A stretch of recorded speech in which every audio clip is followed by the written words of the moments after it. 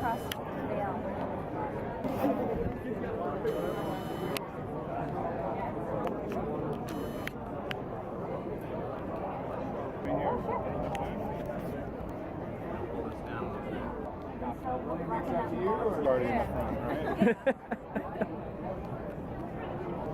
Right here, is this fine? Sure.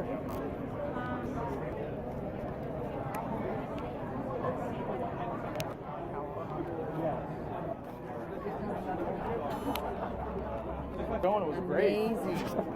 So you just want, do you want it to Chris or? Oh, I will. Sorry if I get back up. There's a whole binder.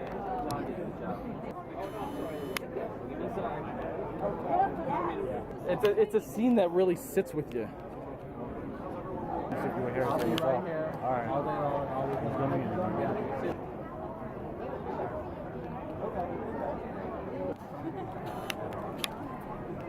Here we go.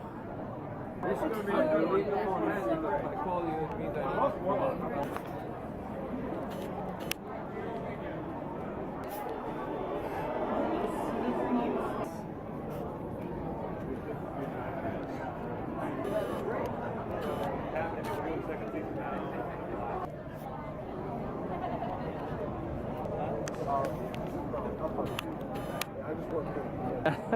Wow.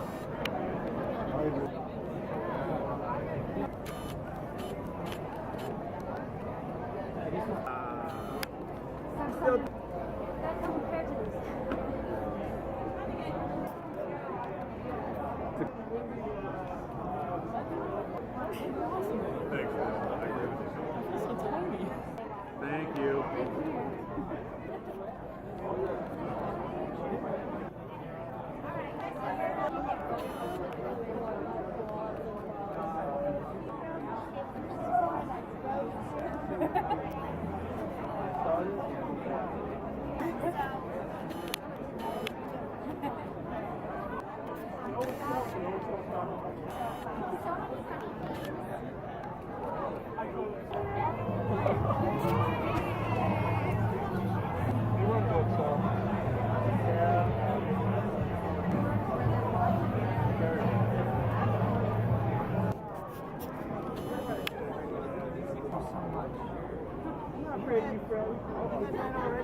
Nah, No. yeah. Let's get a picture here of Ghostface. So, all lonely in the hallway.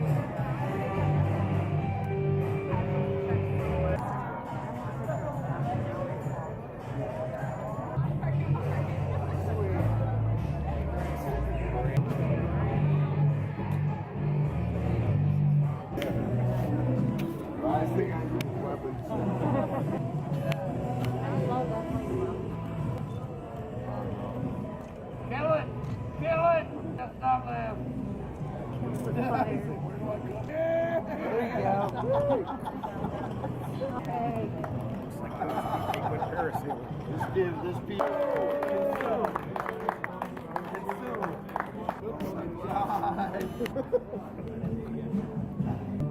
You guys rock.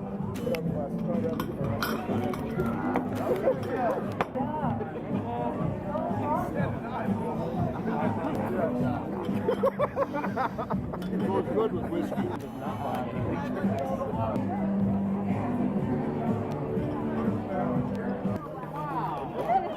I want to get a picture. Oh, you have a whole man. Yeah. Where is he? He's taking a picture. These cakes are tripping. Who did these cakes? Speak. He needs that knife. Cut his chin off. Cut his eyeballs. I would aim for that. Hey, Beverly. Alba. A chin shot. Yeah, bust it off. What if Alan starts yelling? Alan, where are you? Right here. Do it, Alan. Right there. Now it's not a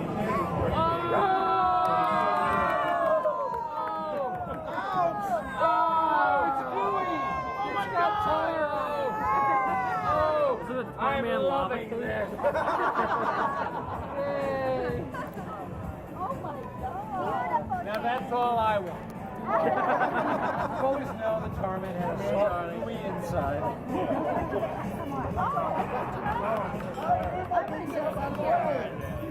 I want the eyeball. I want an eyeball. I'll take it.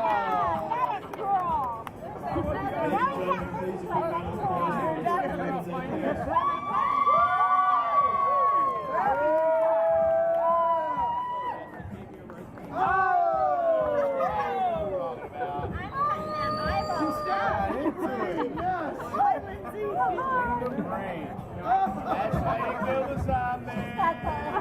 Wow. I'm a tough girl. It's like those missing, right? Make up for him eating her.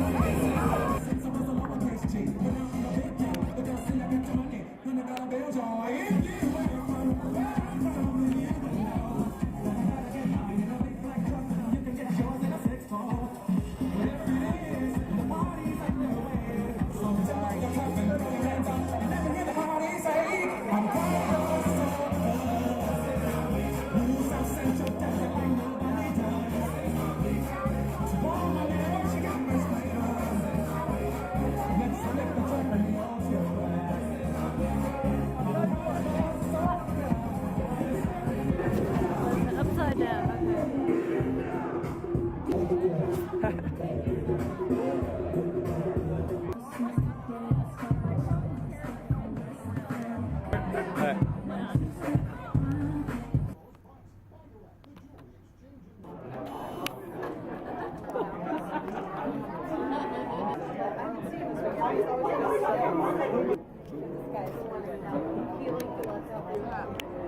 I'm gonna start right here, is that okay?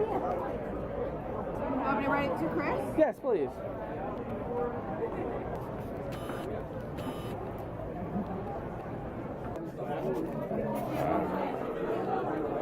Oh, yeah, thank you.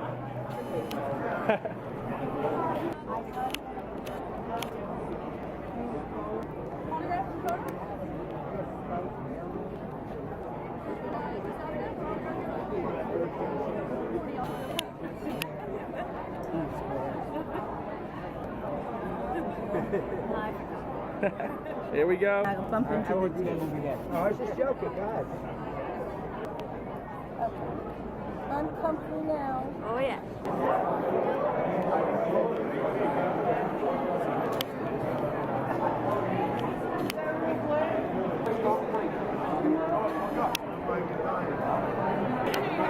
Oh, you want these cookies? I know you like that.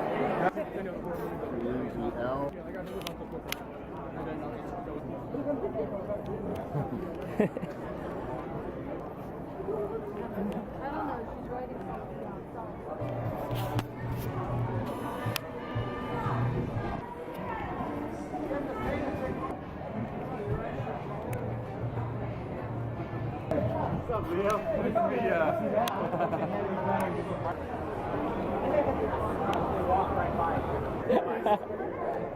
We took the best pictures of What is this one? This. Okay, yeah.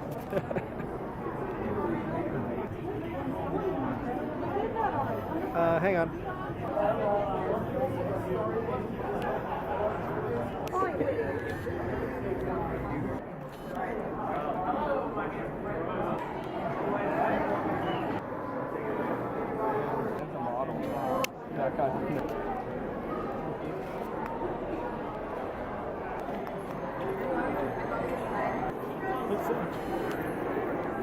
Sorry, one more with the flash.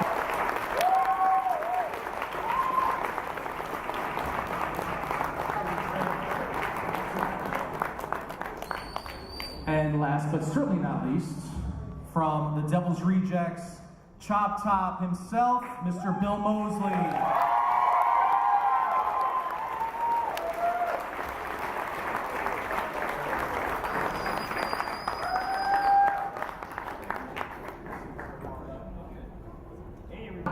So, my job should be relatively easy. People should have lots of... You were very kind. Thank you very much.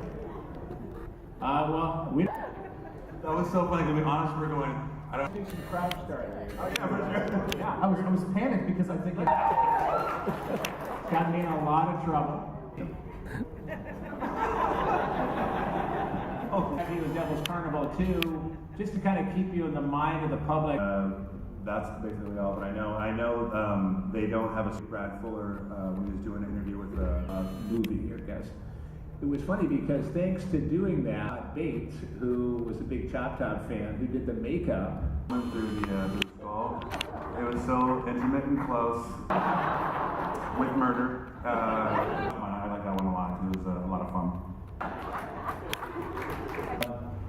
but I was in a play a long time ago, which is where I met Bud, a play called Timothy and Charlie, about Bates and Manson were side by side in solitary confinement in San Quentin. Because of this, I actually played Timothy Leary.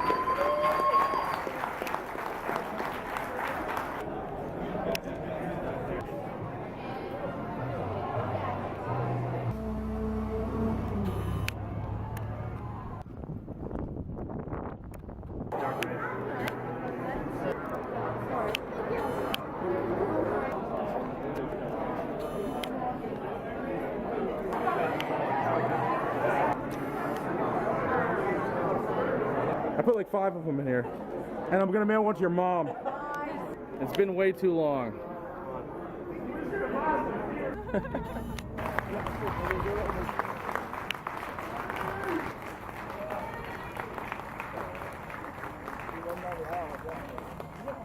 My next guest is the secret love of my life, Beverly Randolph.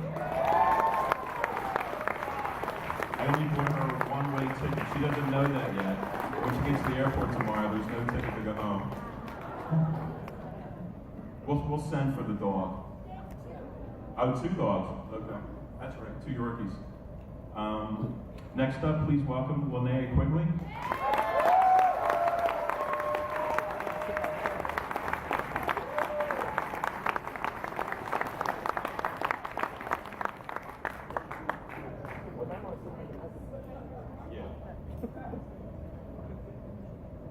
Next, please welcome Clu Goliger.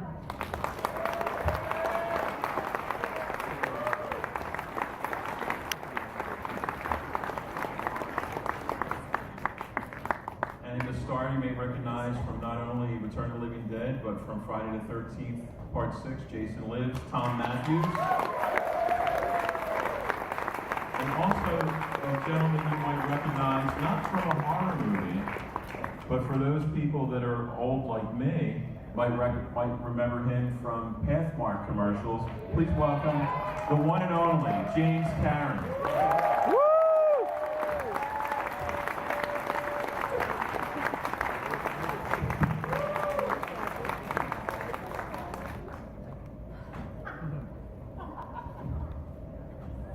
Yeah.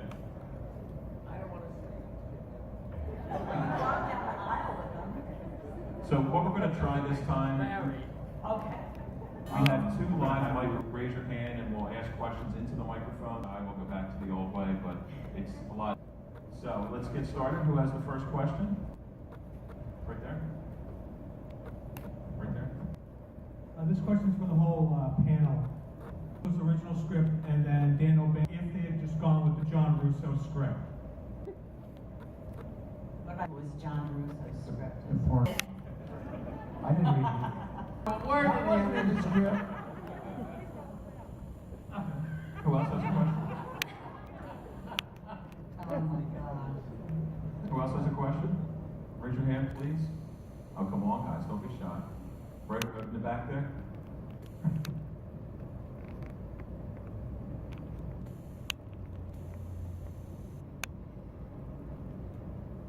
Oh yeah, well I wanted to see how awesome that the Return of the Living Dead was, and that was long before the zombie craze had started. But actually I had a question for Linnea. I just wanted to tell you how awesome Silent Night, Deadly Night was. But but did you expect a controversy over the film with it being picketed and pulled from theaters? No, I didn't expect a controversy. I was in Mexico with Don Calfa, who's in Return of the Living Dead, filming Treasure of the Moon Goddess, and I heard of it happening where the mothers were protesting and everything, and I just thought it was another horror film, slasher film, and there would be no uproar about it. I never thought Santa Claus would set people off like that. But it was fun. Thank you. Okay. Who else has a question? Raise your hand, right there, in the back.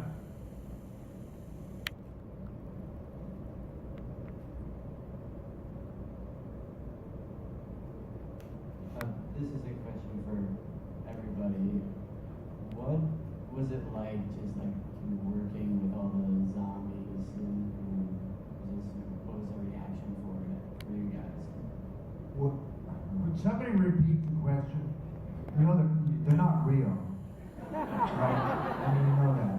Some of them were. Actors made up. I demand to know what the question was. What was it like working with the zombies in Return of the Living Dead? Well, they were very smelly. And I personally was revolted, weren't you? I never slept with one of them. No. I thought about it, but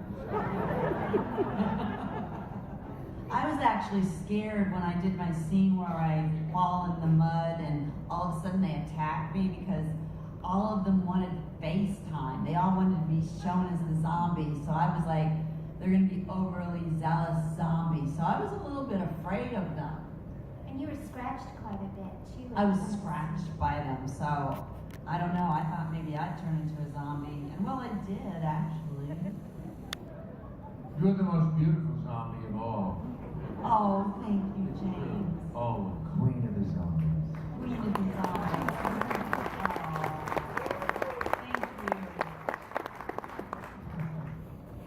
Who else has a question? Over here. Once again, for everybody, did you have any idea when you were working on the picture at any point that this might be something iconic? I wasn't sure it would ever be released. I wasn't sure if we'd ever actually get to my scene. We were so far behind schedule after be sitting around, it seemed like for days with the head on a slant board, just going, is it my scene yet? What is that noise? Is somebody talking to me? Poor Alan. Poor Alan. Behind schedule? I think we were a little bit behind schedule, not a lot. I don't remember a day overtime. Oh, maybe they just got me in this You costume. get a day overtime that I did not? Maybe they just like to torture me. Come in a couple of days early and show me the schedule. There's no I think Clue knew. Clue had a clue about it being a hit, right? You thought it was going to be a hit, Return of the Living Dead, when you worked on it? Well, what some of you know, and many of you don't know, I guess, the director and writer, Dan O'Bannon, was dying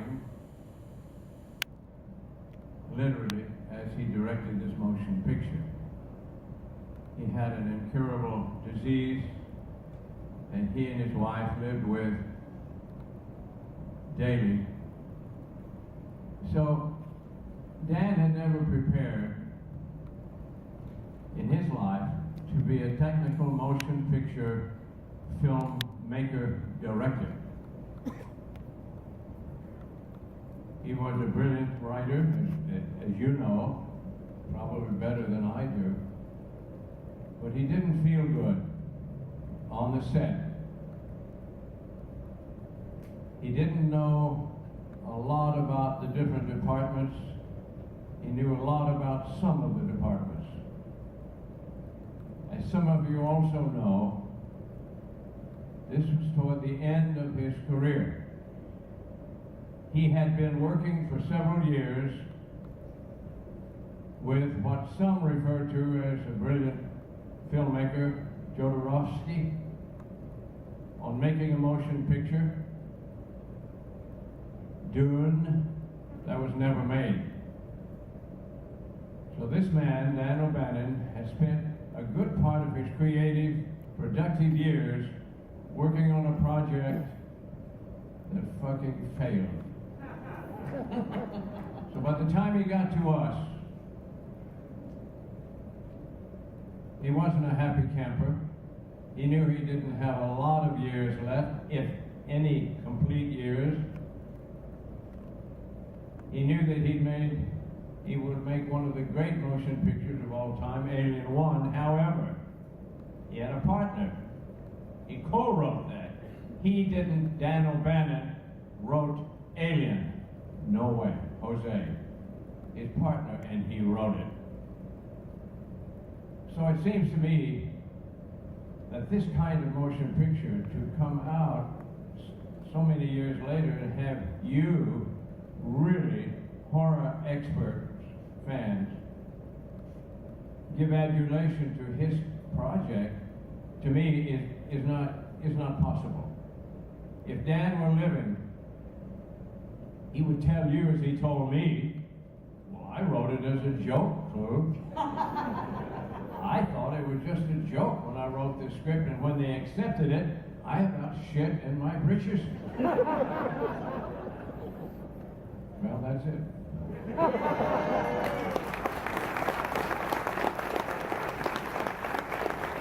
said. I wanted to introduce a note of levity into it. By the way, the best question is, how old is James?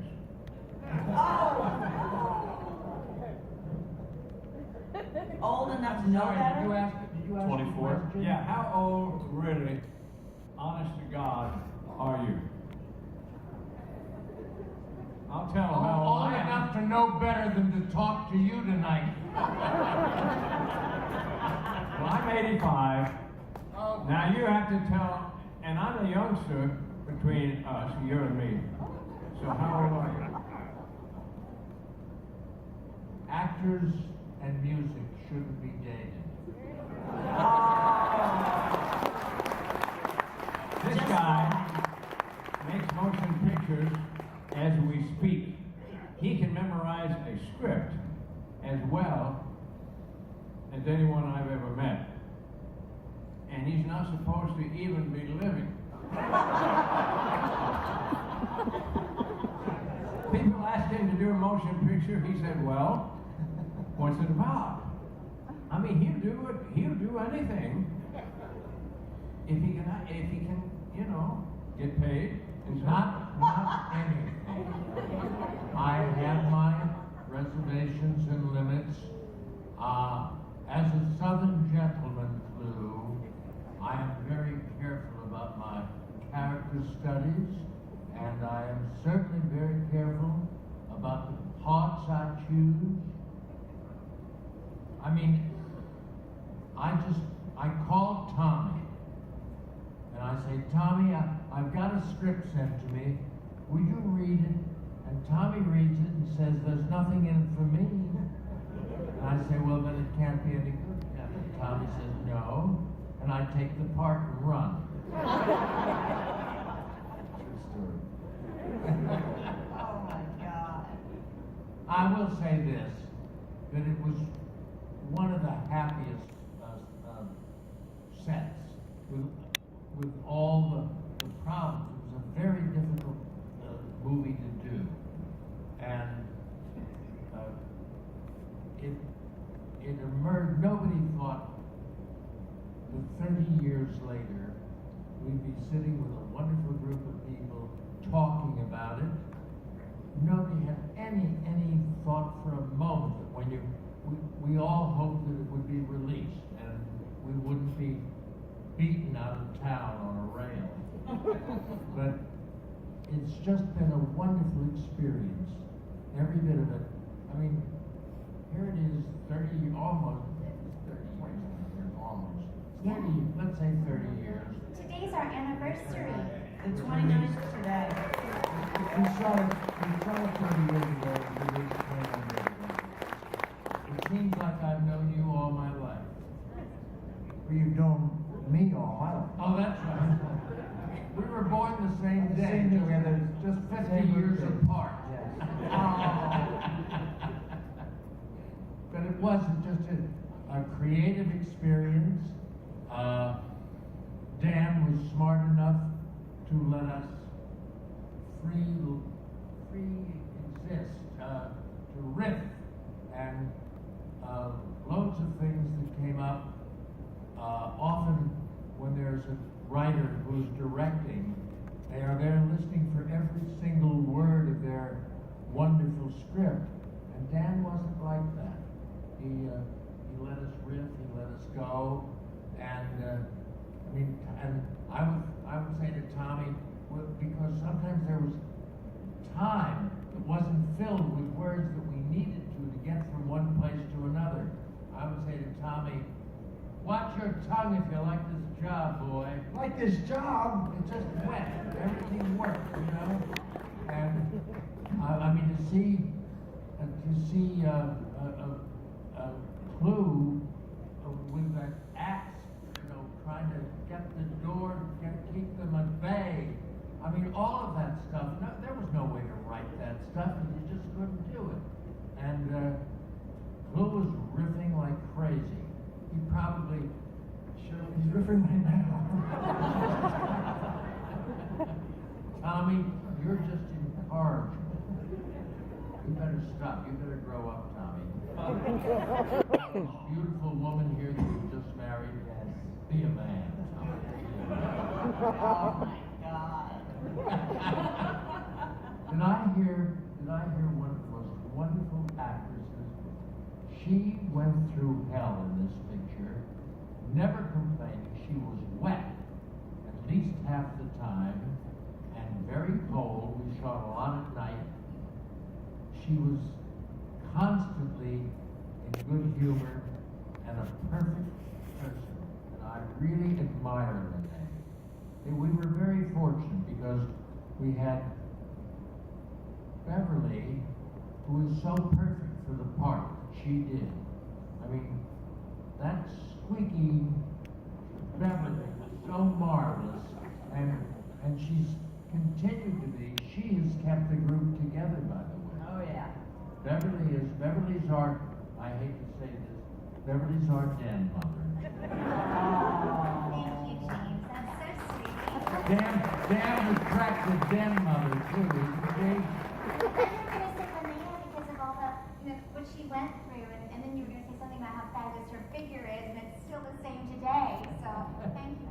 Oh yes. And by the way, who would think that a guy who's completely covered in a tar man's outfit and has maybe 10 minutes in the picture, 15 minutes, is remembered so?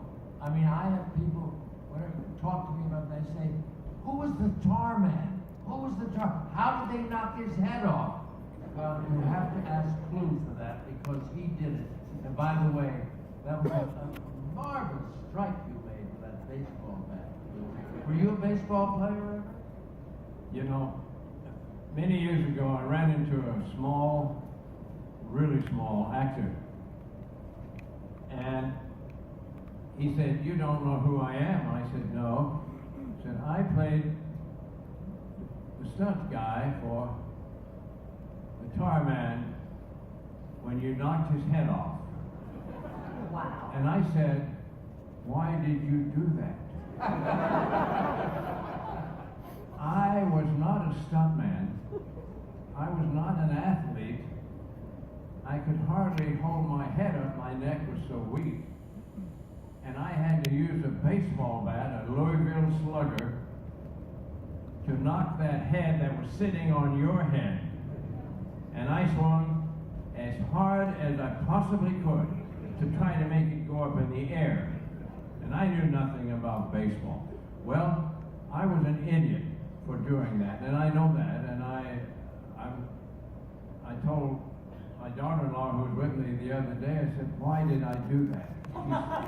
She said, I don't know, you shouldn't have. And I said, well, but that's the most dangerous thing I've ever been around. That guy said, why did you do that? He said, Clou, it was a job. I had to work. I couldn't turn down work. And that's the way it is with us as actors. We don't turn down work. Most of us can afford to. You know what I always wondered about? The Yellow Corpse. When we released him, he was barefooted, and all that glass broke in the room, and he walked on that broken glass. He had no shoes on. I just thought of that. Did any of you ever think about it, or don't you? I thought it was just sugar glass. What? Sugar glass that doesn't really cut. Are you sure? No, not sure. I picked up a piece and cut my finger. Uh-oh. Yeah, I bled for a long time, too. Oh. That fella, his name is Terrence, and he's a boxer, apparently. A boxer. I've spoken to him. How come he doesn't make appearances?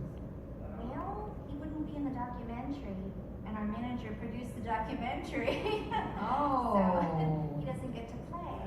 Man, okay. I just felt terrible for him because he had to get into my suit after me. And so I'd been doing the movie for like 10 days or 2 weeks or whatever. And it's like, okay, you're ready to knock your head off, you come out, cut! Right? And I run into the dressing room, get out of the suit, and there's this guy who's this tall. And I go, here you go, have fun. I'm wrapped, I'm out of here. Oh, yeah. It's like, oh my God, I feel so bad for you. A lot of sweat. Yeah, just cold. Oh, yeah.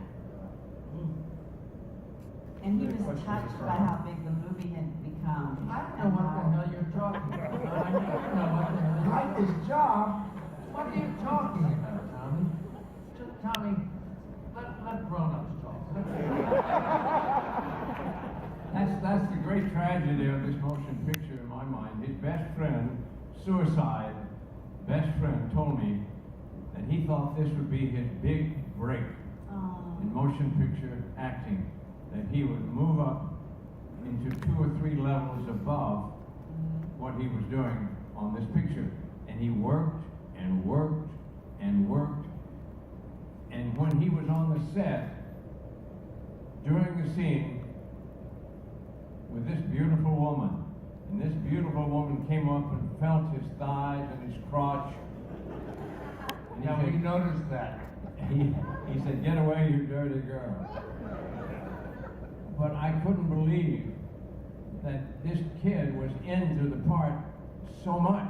I thought he was Gregory Peck playing suicide. Yeah. And he died not too long after that. And he never profited, ever, not even a hint of getting another job, another level from this great portrayal he gave us on this little small picture that has become, like Beverly says, somewhat of a legend. And that's the great tragedy of this film, I feel, other than Dan O'Bannon, the director. Linnea, how many times did you in Suicide do that scene? Do you remember? The dance scene, and you going up to him and him pushing you aside? Well, not many times. We did it like maybe 3 times at the most. And how about the dance scene? The dance scene we did about 4 times because they had it with the road too. And there's different music. It was Nasty Girl instead of Stacy Q's Tonight. So it's amazing that both of them work, you know, together in my moves. So I was dancing to Nasty Girl by Vanity, and the song's by Stacy Q Tonight. I had a question for Beverly. Bev, I had heard there was a couple more movies. You had kind of taken a temporary hiatus from acting for a while, and I hear you're coming back. Yeah, I am. Thank you. I've been away because I've been raising my son, and now I've gotten back into things a bit, and I have 2 movies coming out, so I'm really excited. One's called No Solicitors with Eric Roberts. He plays my husband, and I'm the wife, and it's going to come out this year. It's a horror movie, so yay. And the other one is called The Kitchen Sink. The title might change, but it's going to be a really big movie. And Brian Peck, who plays Skez in this with us, we were asked to do cameo roles. So we got the zombie makeup, and we were zombie parents. So it's really exciting. I can't wait for that. That one's going to be 2015. They've got a lot of special effects happening for it. So you can look for that. But it's cameo. We're very small, but we're definitely the zombie parents sitting at the table. So it's fun. Yay, Beverly.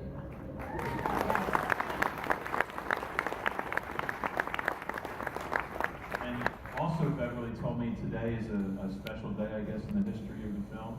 Yes, today is August 16th, which is also my husband's birthday, and I forgot how terrible.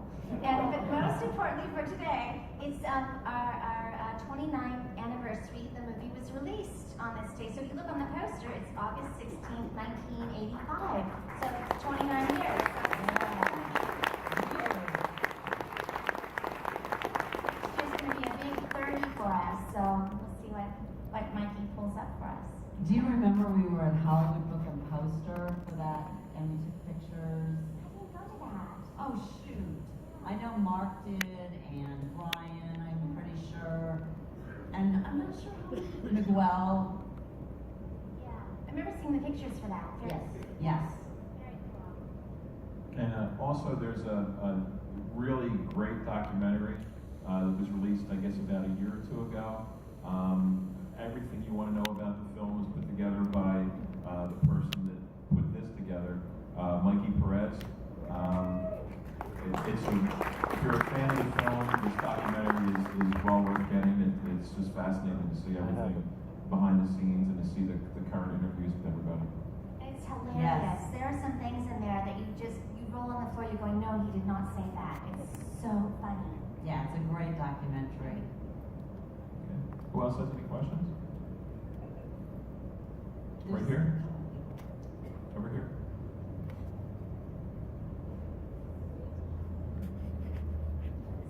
This is for Alan, Lene, and Tom. Can you go about the experiences with your zombie makeup? I know, Alan, you had the most extensive, but Lene and Tom, you both had extensive, at least facial makeups done to you. How long were they taking? And Tom, you look like you were totally blind while you were in it. Well, after they threw the acid on my eyes and swelled up, I think it was about 3 hours. They put the prosthetic on, the latex on, and then they make it was usually in the morning. It wasn't a lot of scenes, but that was about the time period. It was about 3 hours. Could you see? I could see there's little pinholes that they had made, so I could see. Because when I was going down the hallway, it looked like I couldn't see, but I actually could see through. I thought you were great in that scene. Thank you. Oh, yeah. My makeup was, we had 2 different makeup artists. One was Bill Munns, and the other one was it Kenny Myers? Yeah, Kenny Myers. And Bill Munns was about the slowest makeup artist I've ever seen. He had to get like this paint that made me white that wouldn't come off in the rain, and he tried some that would crack, some that wouldn't, and he got one that would stay on in the rain. The problem was I couldn't get it off when I got home. It was like, I remember him handing me gasoline, and it's like, I actually tried it, which wasn't good, but nothing would take it off. And then his makeup took about 5 hours. I hated it. I hate facial appliances. And then Kenny Myers writers came and made the one where I just do the bite, and it had the elongated jaw. And that took about 5 hours also to apply, and then do my body makeup too. And my Barbie doll appliance. I guess I was lucky in that sense because I didn't have prosthetics applied directly to my skin. My whole head thing was just basically like a helmet that I put on, like that. And it had some cable-operated expressions on it, line movements. So it was actually relatively easy for me to get into it. Just it was the head, and the top was just like a leotard top and pants. Sorry. And so the only thing that took any time at all was really once they put the head on, it had some pieces that had to be glued down so it didn't look like a head stuck on. But it was relatively quick for me. So they still did it first thing in the morning, and I just sat around all day. If I had known then what I know now, I would have said, you know what, I'm not going to put the head on until they finish shooting the scene I'm not in. Oh yeah. I'll be happy to put the head on. You were ready to go. Yeah. Is that your tongue? It's Yes. your tongue. Yeah, that's my I like tongue. that. Okay. Yeah. Because I could actually open the jaw with my mouth. It's just it's like a cup down here. And Linnea, you remember the producer's car? You sitting in his car with he had a Jaguar and she was cold, so he said, "Well, go sit in my car." And so she sat in the car, and you tell the story. Oh, I sat in his Jaguar because he had some heat in there, and the white paint came off on his leather seat, and he could not, no matter what he did, get it out. And his girlfriend thought that we were having an affair. It was crazy, but that paint was so just stuck on you. His poor leather seat was just never came off terrible. his car. Never came off. They couldn't get it out. Whose car was that? Graham Henderson. And Louise. He finally married Louise, so it's all good. Yes. Yes. Okay, we're going to take a couple last questions. Over here again. Over here. Clue, what was more challenging or interesting, acting in this movie opposite a bunch of zombies or working with Ronald Reagan and the Killers?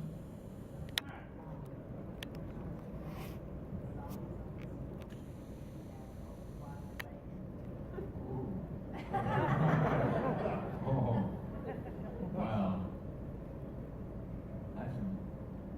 that's about a question as bad as a question I wanted to ask Linnea, but I was afraid to. Ronald Reagan played the part of the bad guy with Lee Marvin, Angie Dickinson, John Cassavetes, and me. And he was the kind of actor, this is your president. He was the kind of actor who played every reaction, every breath, every turn of the head, every stroke of his tie, precisely. Every rehearsal, every take, every retake, and a great, terrible thing happened. Lee Marvin was not known for his sobriety. So we were rehearsing a scene with Ronald Reagan in Ronald Reagan's office. And he said, "Clue, watch this." So we had a rehearsal. He came on. He did his part a certain way, Lee Marvin. And Ronald Reagan responded, I thought, quite beautifully. We finished the scene. They lit it. They got the sound distance, the focal distance, and the director said, let's have another rehearsal, Don Siegel. So Lee Marvin said, "Clue, watch this." He did the part, totally different. This brilliant actor, Marvin, this drunk. He did it totally different, and it was perfect. And Ronald Reagan responded in exactly, precisely the same way as he did in the first time that Lee did it, which was totally different. He didn't, not a hair changed in his expression or anything. So we finally got the set ready to go. He said, I think we should need one more final dress rehearsal. The director said, so Lee Marvin's a clue. Watch this. And he came on. Now this is honest to God truth. At Universal, I was with these big guys. And he said, he came on, he did the scene a different way. Totally, everything was different, and it was brilliant. What an actor that Marvin was. And Ronald Reagan did exactly what he had done on the first, second rehearsal. The third rehearsal, he didn't change. No reaction, and it was beautiful. He was really good. Better than I'd ever seen him. And I saw him when he had his legs cut off. Remember, all the King's Men? Did a beautiful acting job, Reagan. But he was really good in this part. And that always puzzled me, how he could do that. So that's the answer. Now the question I wanted to ask this girl, and you prompted me, because that's an embarrassing question. Well, actually, I preferred the zombies working over Reagan. Now, here's the question I want to, in your scenes, dancing on the tombstone, in the graveyard, and coming across the plaza when you were the zombie, it appeared that you had no clothes on. Were you wearing anything at all? I was wearing leg warmers. Leg warmers I wore. That was it. I was naked. Okay.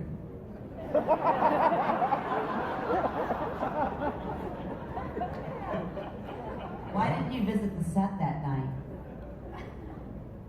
See, I had heard something else. I don't know, I won't say it because it embarrasses James when I talk about it. Oh, please, yes. I think I'm too young for this conversation. Okay, here's the legend. Here's the legend that I heard about. When a woman is stark naked in a motion picture sequence, that's not permitted. That's not permitted. We have created an object, a physical object, that is placed over the woman's genitalia. And it hides. And it looks like everything's okay. And I wonder, as we filmed the scene, I watched both scenes very closely because, now you're telling me that's all legend. That did not happen. No, I did when I was dancing wear this Barbie doll appliance. Like, I think they call them merkins or something like that. That's what they call them exactly, merkins. Yes. Write that down, press it in your Bible, and we'll talk later. Yes, when I was dancing, I was wearing one because you can't show the frontal nudity. No, but not across the plaza. You're not wearing that. No, they just painted me up for that one. Painted you up? And they had all that fog and everything, so you can't really tell. I can tell.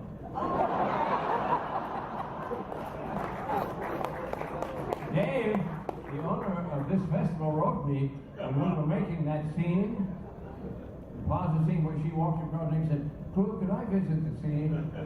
And I said, "You can't come on the set. You know, there's nudity involved." He said, "Yes, but I'm in show business." I said, "Dave, you can't." He said, "Okay." Well, Oh my gosh. that's the way it happened. I remember James brought, and I was so embarrassed, Jason Brobard and somebody brought Miles O'Keefe or something like that. No, John Pilgrim brought Eric Stoltz. Yes, yes. Who? And I remember it was the day that I had to do you ever wonder about the different ways of dying? And I was like, oh my God, this is Jason Brobard. I was like so embarrassed. I was so scared. One addendum to the Merkin question. They do have a vendor out here in the horror festival. Dave hired them. And if you girls ever, the married girl I'm speaking of, ever feel like you should entertain your husband, but you want to have a little restraint, You can buy custom-made Merkins out here in Dave's Linden. Yeah. You can ask for the Dave discount. You get 10% off. Blue will be very happy to autograph a Merkin.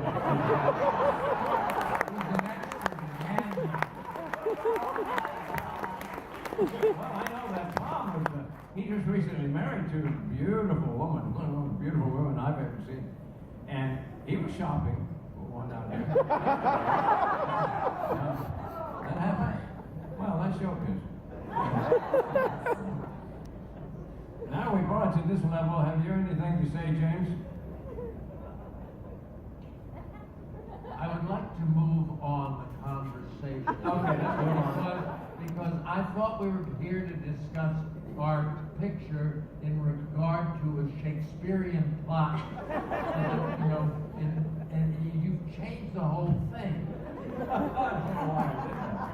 That was really going well. He thinks you've gone too far, sir. Okay, Dave, let's move on. Okay, actually what we're going to do is we're going to wrap up. We're going to have the group stand together on the stage.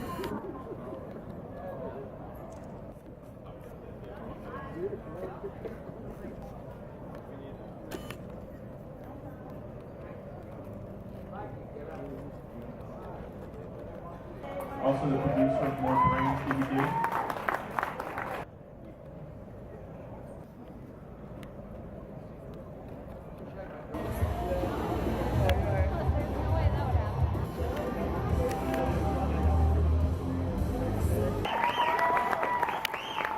VIP party last night, there was one person that can't stop. He was still dancing. Next up, please welcome. You know him from wrestling rings. You know him from.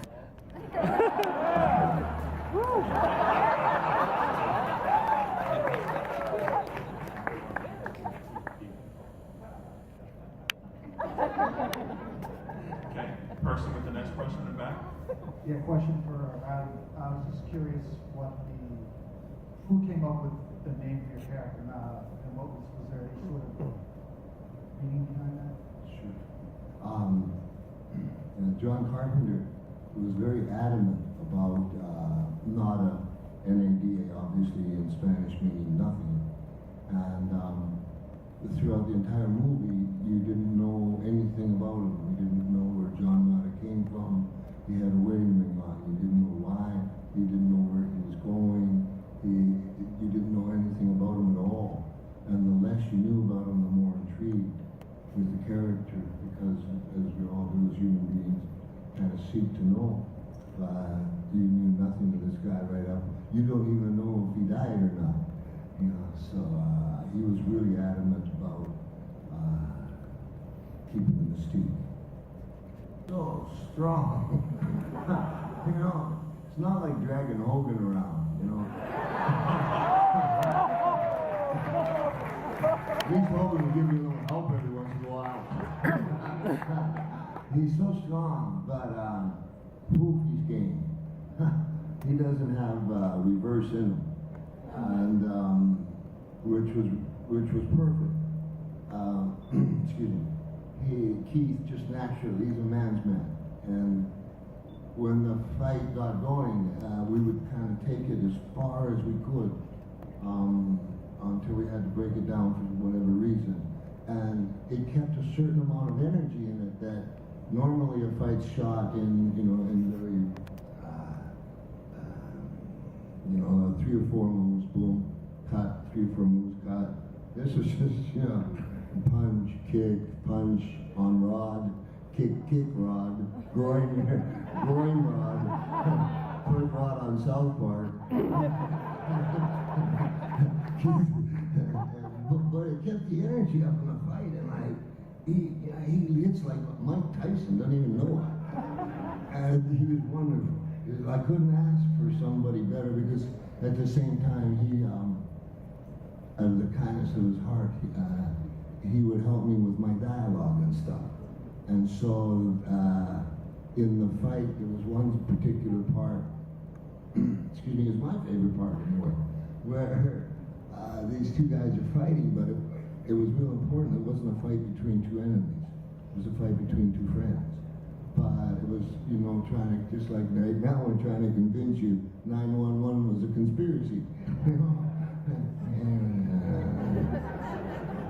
I know, Linda, never mind. So,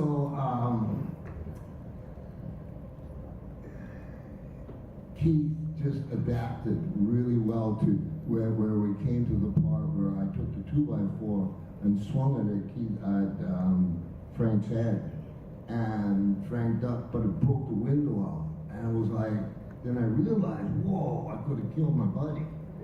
You know, like, a little late, but, you know, story of my life there. So I had 4 kids, you know. but then, of course, he got mad at me because your friend wouldn't do that and took a wine bottle and boom, like cut his own hand. That'd make you laugh too. And that really pissed him off. And then the next thing we were diving over a couple of cars. Well, that one sequence there, it matched the arc of the story. And I think that's all I got to say about the fight.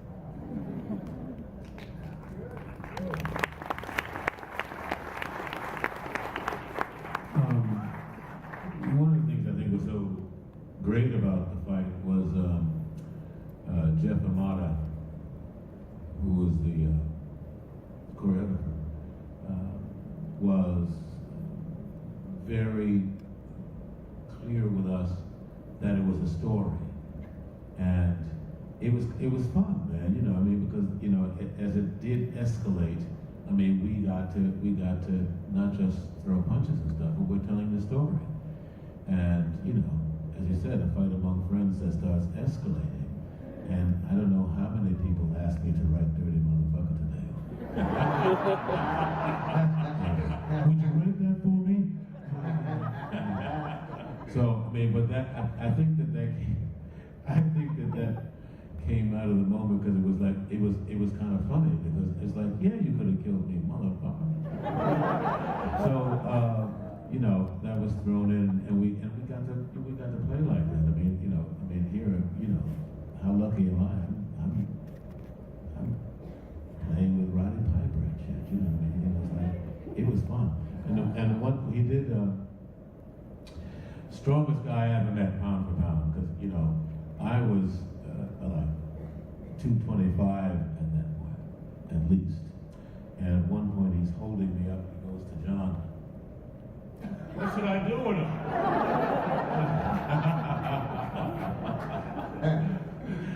But you know, and I did walk away. I did walk away from the whole event. He showed me one move. He said, "But you got to be willing to kill the guy." I've never had to use it. Yeah. The weekend's not over.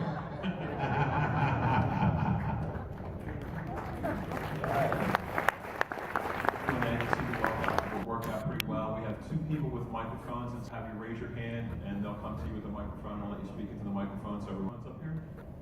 Okay. And okay, whoever has a question, front row. Front row, right here. Every time. Besides Dan's. But you know, I have school.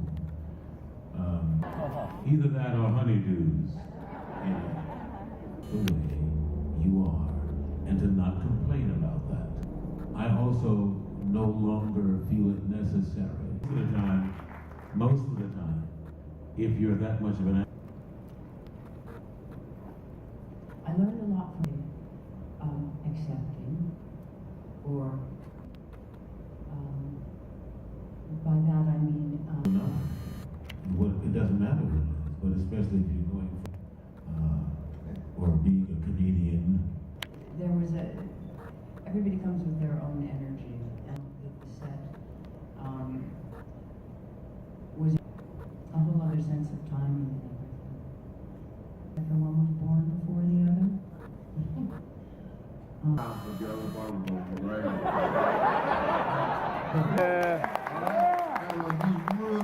This guy and these ninjas, and like they disc trees and all kinds of shit.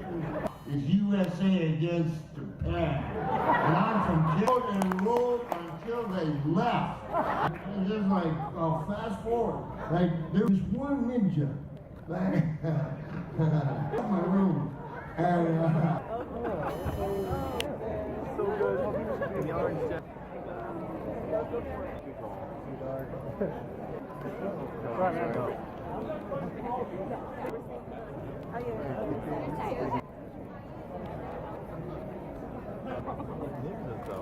That has to be like the top, like. Please, a big round of applause for Beck Foster.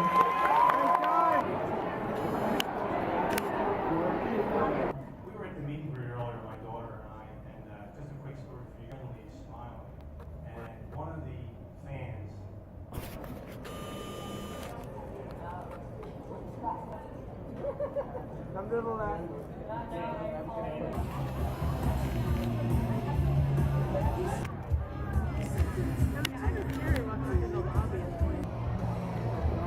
Contestant of the evening. You. Your name is? Meadow. Kelly, let them see you. Look at the audience. Let them take pictures. This is Faith, and your character is? Just look at the flowers. Stabby the Clown.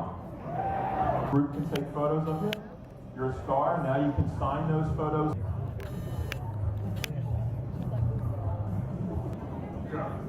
His name is Jeff. This is Corey and Jeff. I love horror. You love horror. Okay. Ladies and gentlemen, please a big round of applause for Sharon. Your name? This is Father Evil. I'm Father Evil. I can smell your sin. I am Grin. We are the circus rejects. Okay, guys, the characters are? From They Live. Characters from They Live and Tracy from They Live.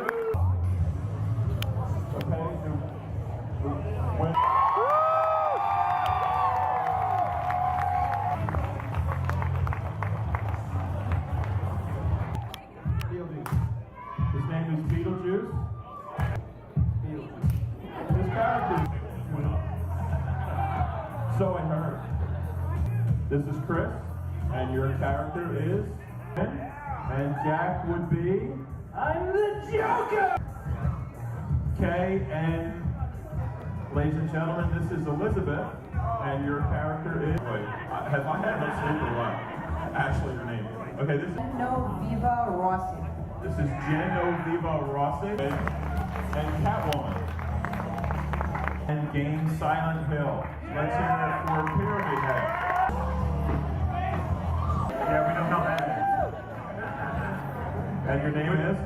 Let's hear it for Zombie Jessica Rabbit. Put the lotion in the What's the lotion on its skin? I'm friend of boys all around.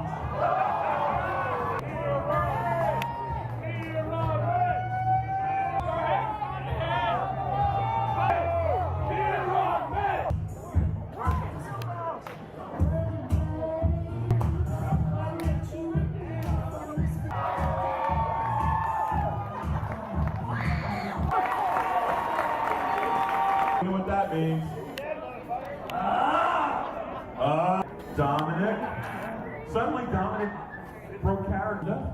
Your character is? Queen Amidala. Your name is Courtney, and your character is? Yeah, as the Angel of Death. Let them see your costume. This is Emily and her pet Michael. And your name is? Arkansas. This is Woody as Arkansas. Oh, okay. Okay, your name? Outcast. Oh, wait a minute. I'm gonna stop. There's 4 of us. I don't know if I can count that high, but I'll try. Okay, this is the Joker, the Batman series. Ladies and gentlemen, this is the trend. This is Nick and Nicole. And there we go. Let me try that again. This is post-apocalypse. This is Liz. And Liz is? The wicked witch of my pennies. I am Little Doctor. And your name is? Lisa, and her character is? Her name is? I'm talking about this. The one you want is the guy on the end there. Who's the clown? Nobody likes him. If you buy a DVD, you'll let your names are? Medical experiments. Let's hear it for Taylor and Lauren. Your name? This is Mandy.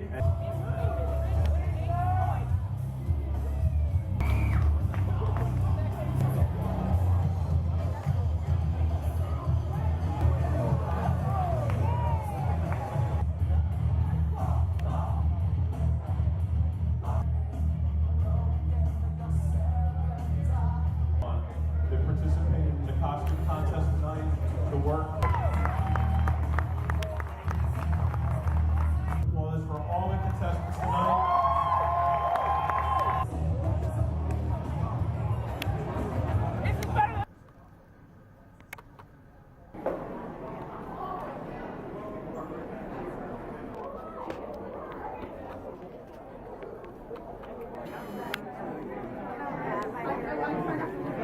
Turn the flash off and I'm taking like a lot of this stuff like this.